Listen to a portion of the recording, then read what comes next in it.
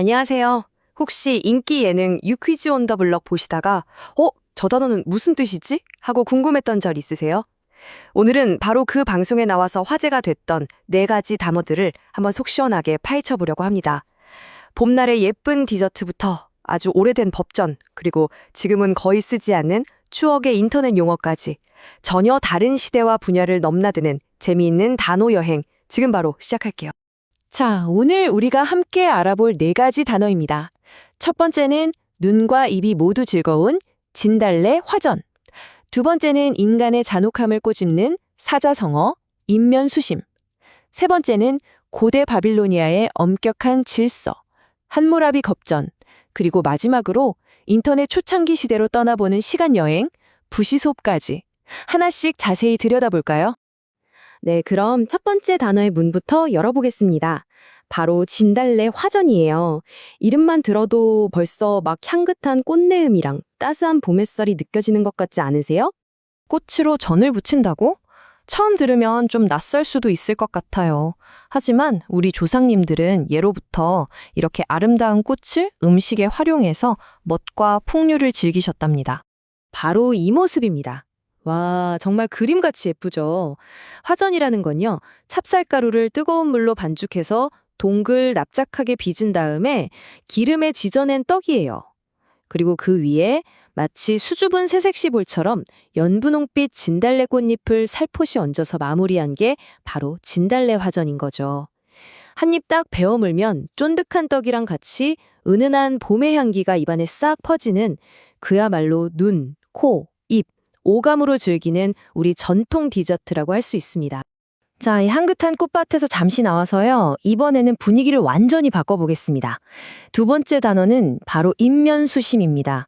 아마 뉴스 사회면에서 끔찍한 범죄 소식을 전할 때 종종 들어보셨을 거예요.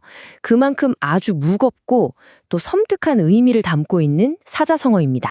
이 사자성어의 뜻을 정확히 알려면 한자를 하나씩 뜯어보는 게 제일 확실해요. 사람 인, 얼굴면, 짐승수, 마음심. 네, 글자만 봐도 벌써 어떤 느낌인지 감이 오시죠? 맞습니다. 사람의 얼굴을 하고 있지만 마음은 짐승과 같다는 뜻으로 인간을 향한 가장 끔찍한 비난이 담긴 말이에요. 겉보기엔 멀쩡한 사람이지만 그 속은 은혜도 도리도 모르는 흉악한 짐승이나 다름없다는 거죠. 이 말은요, 아주 오래전 중국의 역사서인 한서에서 유래했어요. 당시 한나라가 북쪽의 흉노족을 가리켜서 탐욕스럽고 예의를 모르는 짐승 같은 족속이라고 멸시하면서 썼던 표현에서 시작됐다고 합니다. 그리고 오늘날에는 배은망덕한 행동을 하거나 상상도 못할 잔혹한 범죄를 저지른 사람에게 인간의 탈을 쓴 짐승이라는 의미로 쓰이는 가장 강력한 비난의 언어가 되었습니다. 자, 이번에는 타임머신을 타고 아주 먼 과거로 한번 떠나보겠습니다. 세 번째 단어는 바로 함무라비 법전입니다. 역사 시간에 한 번쯤은 다들 들어보셨죠? 인류 최초의 성문법 중 하나로 아주 유명합니다. 만들어진 시기가 무려 기원전 1750년경이라고 해요. 지금으로부터 거의 3800년 전의 법이라는 건데, 와, 정말 까마득한 옛날 이야기 같죠? 함무라비 법전은 우리가 생각하는 그런 책 형태가 아니에요. 사람 키를 훌쩍 넘는 2.25m 높이의 거대한 검은 돌기둥에 쐐기 문자로 빽빽하게 새겨져 있습니다. 왜 이렇게 돌에 새겼을까요? 아마 쉽게 고치거나 없애지 못하게 함으로써 법의 신성함과 영원함을 강조하려 했던 게 아닐까 싶어요. 함무라비 법전 하면 아마 열의 아홉은 이 문장을 가장 먼저 떠올릴 겁니다. 바로 눈에는 눈, 이에는 이. 정말 유명한 원칙이죠? 이 원칙을 법률 용어로는 동태복수법, 라틴어로는 렉스 탈리오니스라고 부릅니다. 같은 종류, 같은 정도로 보복한다는 뜻인데요. 지금 시각으로 보면 좀 잔인하게 느껴질 수도 있지만 사실 당시로서는 이게 굉장히 획기적인 원칙이었어요. 왜냐하면 네가 눈을 다치게 했으면 딱 상대방 눈까지만 건드려라. 그 이상으로 막 팔다리를 부러뜨리는 과도한 복수는 국가가 용납 안 한다는 거거든요. 그러니까 사적인 복수를 제한하는 최초의 공권력이었던 셈이죠. 그런데 여기서 아주 중요한 점이 하나 있습니다. 이 눈에는 눈 원칙이 과연 모두에게 공평했을까요? 여기 보시면 답이 나와요.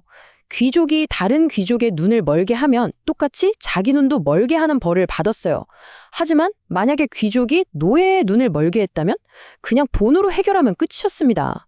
법이 모든 사람 위에 평등하게 있었던 게 아니라 신분이라는 계급 아래에 있었다는 걸 명확하게 보여주는 대목이죠. 자, 고대 바빌로니아에서 다시 수천 년의 시간을 훌쩍 뛰어넘어서 이번에는 비교적 가까운 과거, 인터넷 초창기 시대로 돌아와 보겠습니다.